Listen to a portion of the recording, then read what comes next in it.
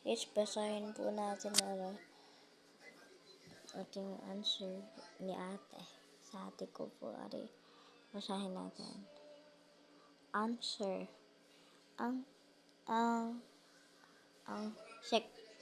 Ang sektor ng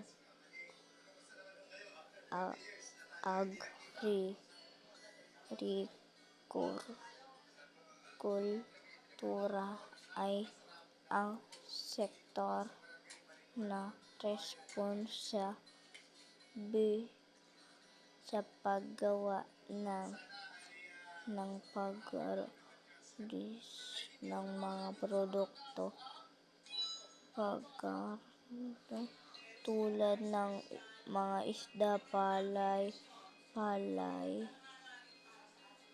o bigas, mais,